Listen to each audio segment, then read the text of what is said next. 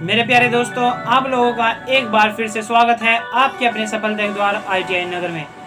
जैसे कि हमारी अरिहंत बुक सॉल्यूशन की सीरीज चली हुई है, उस सीरीज में हमने 11 चैप्टर कंप्लीट कर लिए हैं और आज हमारा 12 चैप्टर है इलेक्ट्रिकल इक्विपमेंट यानी विद्युत उपकरण जो हमारे घरेलू में यूज़ होते हैं।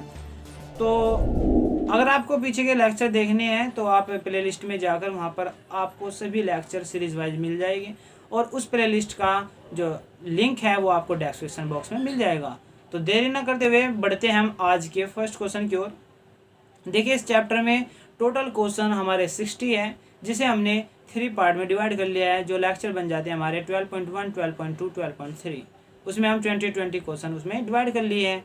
ठीक है, तो फर्स्ट क्वेश्चन कहता है कि साधारणतः तापमान साधनों में प्रयोग होने वाले विद्युत केबल में विद्युत शक्ति की कुछ क्षति हो जाती है, जिसका कारण होता है।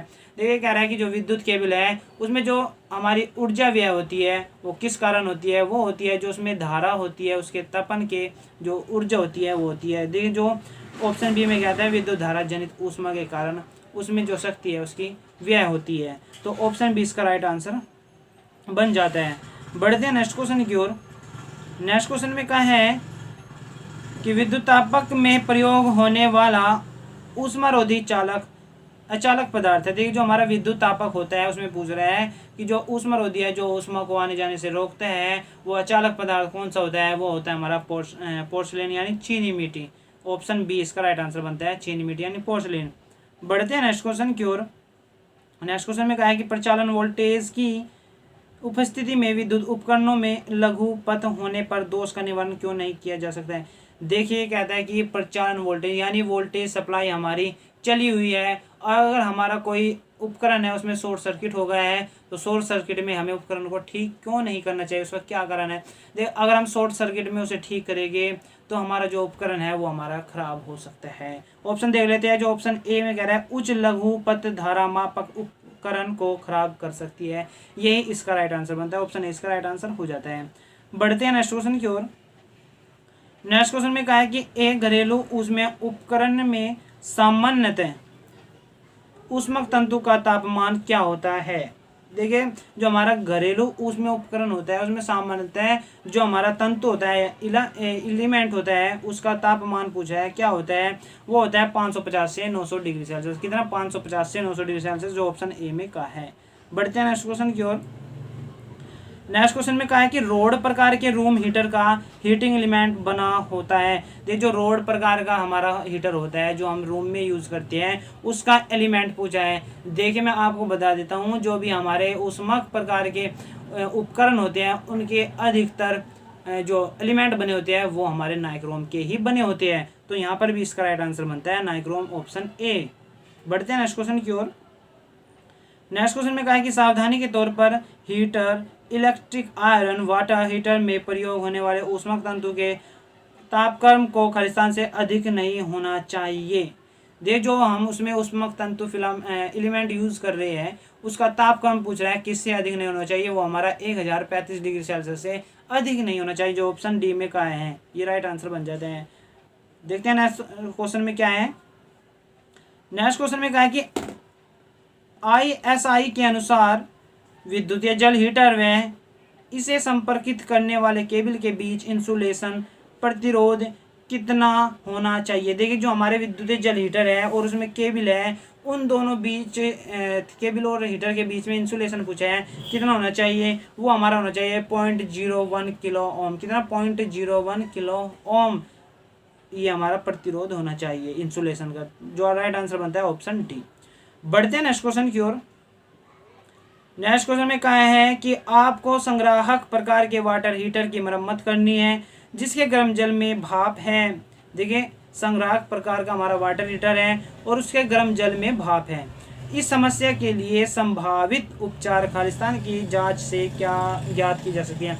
ये कहता है कि संभावित किस उपकरण की सहायता से हम उसकी जांच कर सकते हैं। वो हम जो हमारा थर्मोस्टेट होता है उसकी सेटिंग से हम उसको पहचान सकते हैं कि इसमें क्या कमी है। तो राइट आंसर बनता है ऑप्शन बी, थर्मोस्टेट सेटिंग से। देखिए, इस चैप्टर में कोई भी चीज़, कोई भी ऐसे क्वेश्चन नहीं है जो समझाने का चीज़ है। ये हमारा थ्योरी बेस है जिसे आपको याद करना होता है। बढ़ते हैं नेक्स्ट क्वेश्चन की ओर। कोई न्यूमेरिकल आएगा तो मैं उसे आपको विस्तार पूर्वक बताऊंगा। नेक्स्ट क्वेश्चन में कहा है कि प्रत्येक उपकरण की नियुक्ति से पूर्व इंसुलेशन प्रतिरोध के लिए जांच कर लेनी चाहिए। वाटर हीटर के लिए इंसुलेशन प्रतिरोध खालिस्तान से कम नहीं होना चाहिए। ये कहता है कि प्रत्येक उपकरण की, जब हम किसी उपकरण की नियुक्ति कर रहे हैं तो उससे पहले उसका इंसुलेशन देख लेना चाहिए, उसका इंसुलेशन कितना है। तो वही पूछ रहा है कि अगर हम वाटर हीटर के लिए इंसुलेशन प्रतिरोध को देखते हैं तो वो कितना होना चाहिए, वो होना चाहिए हमारा 1 मेगा ओम। कितना, 1 मेगा ओम। तो राइट आंसर बनता है ऑप्शन ए, 1 मेगा ओम। बढ़ते हैं नेक्स्ट क्वेश्चन की ओर। नेक्स्ट क्वेश्चन में कहा है इलेक्ट्रिक हीटर की लीड्स को इंसुलेटेड करने में प्रयोग होने वाला इंसुलेटिंग पदार्थ होता है। जो हमारा इलेक्ट्रिक हीटर होता है उसकी लीड्स होती है, उसको इंसुलेटेड करने में जो यूज़ हुआ है, जो प्रयोग पदार्थ हुआ है, इंसुलेशन पदार्थ, अचालक पदार्थ यूज हुआ है, वो पूछा वो क्या होता है, वो होता है हमारा पोर्सिलेन पदार्थ यानी चीनी मिट्टी का हम प्रयोग करते हैं। राइट आंसर बनता है ऑप्शन बी। बढ़ते हैं नेक्स्ट क्वेश्चन की ओर। नेक्स्ट क्वेश्चन में कहा है कि 250 वोल्ट 1500 वाट का एक इलेक्ट्रिक हीटर जो 500 डिग्री सेल्सियस पर कार्य करता है के लिए उसमें तंतु की धारा व प्रतिरोध की गणना। देखिए हमें इस हीटर में धारा कितनी आ रही है वो जांचना है और प्रतिरोध की हमें गणना करनी है। देखिए हमें पता है कि हमें क्वेश्चन में वोल्टेज दी गई है और पावर दी गई है। वोल्टेज हमारे 250 वोल्ट है और पावर हमारी 1500 वाट है। देखिए हम जानते हैं जो हमारी पावर होती है हमारी VI। अगर मैं इस फॉर्मूले का यूज़ करूँ तो मैं I क्या आसानी से वैल्यू निकाल सकता हूँ, क्योंकि I इक्वल टू हो जाएगा P/V। जब मैं इस फॉर्मूले में अपनी जो क्वेश्चन में वैल्यू दी गई है उसको रखूँगा तो देखो क्या मिलेगा हमें। पावर कितनी है हमारी, पावर हमारी 1500 वाट। कितनी है, 1500 वाट। अपॉन हो जाएगा 250। 250 क्यों लिखा, जो हमारी वोल्टेज है वो हमारी 250 है, 250 है। जब हम 1500 250 से डिवाइड करेंगे तो हमें देखने मिलता है 4 एम्पियर। देखिए हम यहाँ पर धारा निकाल रहे हैं तो धारा हमारी एम्पियर होती है, तो जो राइट आंसर बन जाता है वो बनता है 4 एम्पियर हमारी अभी धारा आई है। देखिए इसमें दो पार्ट पूछे गए हैं, धारा और प्रतिरोध। धारा हमने निकाल लिया 4 एम्पियर, अब हम प्रतिरोध निकाल लेते हैं। देखिए फिर मैं पावर का फॉर्मूला लगाता हूँ। क्या होता है पावर का फॉर्मूला, पावर का फॉर्मूला होता है P इक्वल टू, क्या होता है, P इक्वल टू, सॉरी वहाँ पे वो 4 नहीं आएगा, 4 एम्पियर नहीं आएगा, वो 6 एम्पियर आएगा। वो कैलकुलेशन में गलती होगी। जैसे हम 1500 अपॉन 250 रखेंगे, 1500 अपॉन 250 रखा ना, तो जब हम इसको डिवाइड करेंगे 25 छिक्का 150, यहाँ पे 6 एम्पियर आएगा। ठीक है 6 एम्पियर, वो 4 एम्पियर गलती हो गया था, यहाँ पे 6 एम्पियर आएगा। तो देखो अब मैं निकालता हूँ प्रतिरोध। देखिए पावर का फॉर्मूला मुझे एक पता है कि P इक्वल टू VI तो होता है, लेकिन I स्क्वायर R भी होता है और V स्क्वायर अपॉन R भी होता है। तो मैं यहाँ पर लगाता हूँ I स्क्वायर R लगाता हूँ, चाहे आप लगा सकते हैं V स्क्वायर अपॉन R लगा सकते हैं, आपकी इच्छा है, आपको जो सा भी फॉर्मूला लगाओगे। देखिए P हमारी कितना है, अब मुझे R निकालना है। मैं R इधर लाऊंगा तो हमें क्या देखने मिलेगा, हमें देखने मिलेगा P अपॉन I स्क्वायर। ठीक है क्या मिला, P upon I square. P हमारा क्या है 1500 अपॉन I स्क्वायर। I क्या आया था हमारा 6 इंटू 6, I का स्क्वायर हो जाएगा। तो जब हम इसको 1500 अपॉन 36 से डिवाइड करेंगे तो हमें क्या देखने मिलता है, हमें मिलता है 41.6। ठीक है आप सॉल्यूशन करके देखना, 1500 अपॉन 36 करना, 41.66 मिलेगा। और जो हमारी हमने पहले निकाला था वो हमने धारा निकाली थी, इसमें धारा और प्रतिरोध पूछा है। धारा हमारा आया है 6 एम्पियर और प्रतिरोध आया है 41.66 ओम। तो राइट आंसर बन जाता है ऑप्शन सी। इसमें हमने कोई भी कुछ नहीं करा, हमने केवल पावर का फॉर्मूला अप्लाई किया है, उसमें वैल्यू रखी है।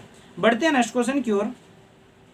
नेक्स्ट क्वेश्चन में कहा है कि वाटर हीटर के बाहरी आवरण व अंत टैंक के बीच के स्थान को ग्लास वूल से भरना क्यों आवश्यक है। देखिए आपने वाटर टैंक देखा होगा, उसमें हम ग्लास वूल की शील भरते हैं। आपने थ्योरी में भी पढ़ा होगा कि जो हम ग्लास वूल भरते हैं, जो अचालक पदार्थ भरते हैं, हम वो क्यों भरते हैं, वो हम इसलिए भरते हैं ताकि जो हमारा गर्म वाटर हो रहा है वो वाटर की जो उसमें है वो बाहर ना जा सके। तो देख लेते हैं ऑप्शन कौन सा सही लगता है हमें। अंतर टैंक को नुकसान से रोकने के लिए, अंतर टैंक को संचारण से सुरक्षित करने के लिए, गर्म जल की उष्मा ह्रास को रोकने के लिए, यांत्रिक नुकसान से उष्मक तंतु को बचाने के लिए। देखिए जो ऑप्शन सी में कहा है गर्म जल की उष्मा ह्रास को रोकने के लिए हम ग्लास वूल का ही यूज करते हैं। तो राइट आंसर बनता है ऑप्शन सी। बढ़ते हैं नेक्स्ट क्वेश्चन की ओर।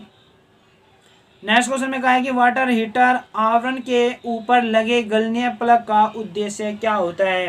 देखिए जो वाटर हीटर होता है उसमें ऊपर की तरफ एक गलनीय प्लग लगा होता है, उसका उद्देश्य पूछा क्या होता है। मैं आपको बता देता हूँ, जो उसका उद्देश्य ये होता है कि जो हमारा थर्मोस्टेट होता है, थर्मोस्टेट बता देता हूँ। थर्मोस्टेट हमारा एक इलेक्ट्रॉनिक कंपोनेंट है जो हमारा टेम्परेचर को सेट करता है, यानी इस टेम्परेचर पर होकर, जैसे हमने सेट कर दिया कि हमें इतना टेम्परेचर होने पर हमें अपना उपकरण बंद करना है और इतना टेम्परेचर हो जाने पर हमें अपना उपकरण स्टार्ट करना है, यानी थर्मोस्टेट ऐसी युक्ति है जो ऑटोमेटिक ऑन ऑफ कर देता है टेम्परेचर के अनुसार। तो जब हमारा थर्मोस्टेट फेल हो जाता है, वो ख़राब हो जाता है, तो वो उपकरण को बंद नहीं कर पाता और जो उसमें जल की वाष्प बन जाती है और जो हमारा गलनीय प्लग होता है उसी की सहायता से वो बाहर निकल पाता है। ठीक है भाई, हमारा जो उपकरण है, हमारा हीटर है, उसमें कोई भी कंपोनेंट ख़राब हो सकता है, लेकिन जो हमारा गलनीय प्लग होता है हम उसका यही इसलिए यूज करते हैं ताकि हमारा थर्मोस्टेट ख़राब होने पर हमारा हीटर चलता रहेगा, क्योंकि वो ऑटोमेटिक बंद नहीं होगा। हीटर चलता रहेगा तो जल में वाष्प बनती रहेगी, उतनी ही ज़्यादा वाष्प बनेगी। ज़्यादा वाष्प बनने से अगर वो वाष्प बाहर ना निकले तो वो फट सकता है तो दुर्घटना भी घट सकती है।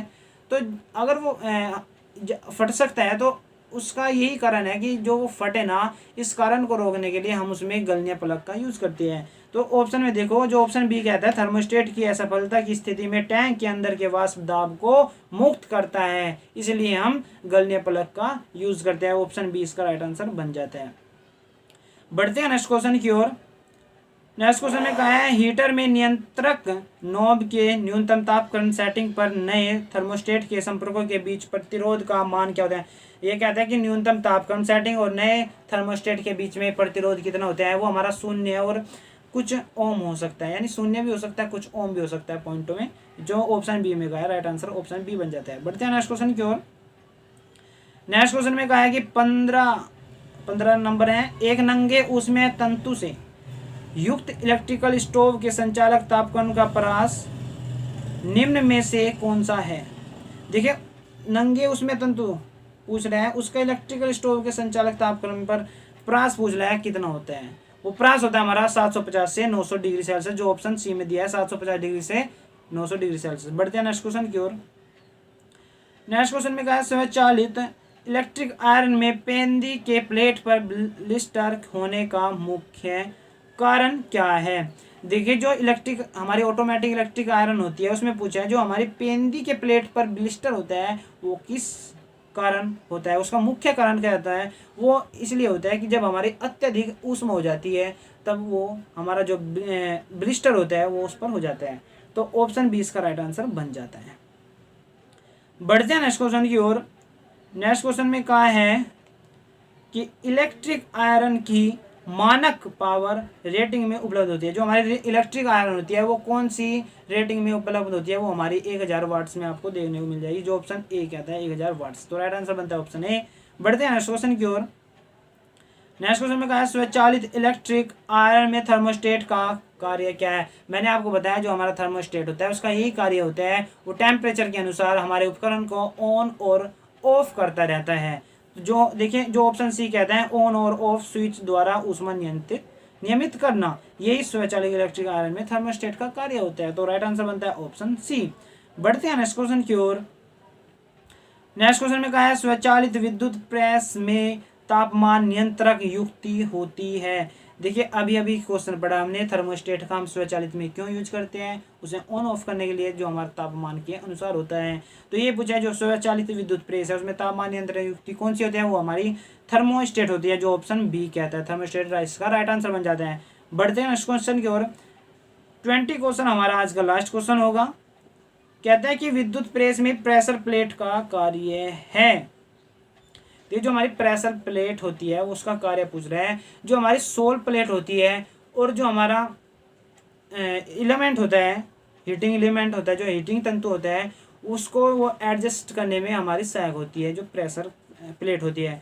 देखिए ऑप्शन पढ़ लेते हैं। हीटिंग तंतु को कवर करना, कपड़ों पर प्रेस करते समय उन पर दबाव बनाना, सोल प्लेट के साथ हीटिंग तंतु समीप फिटिंग माप करना, उपकरण के आधार के समान व्यवहार करना। ये जो ऑप्शन सी कह रहा है सोल प्लेट के साथ हीटिंग तंतु समीप फिटिंग प्राप्त करना, जो मैंने अभी बताया जो हमारी सोल प्लेट होती है और जो हमारी एलिमेंट हीटिंग तंत्र होता है उसे वो फिटिंग प्राप्त कराता है। यही हमारा प्रेशर प्लेट का कार्य होता है इलेक्ट्रिक प्रेस में। तो राइट आंसर बनता है ऑप्शन सी।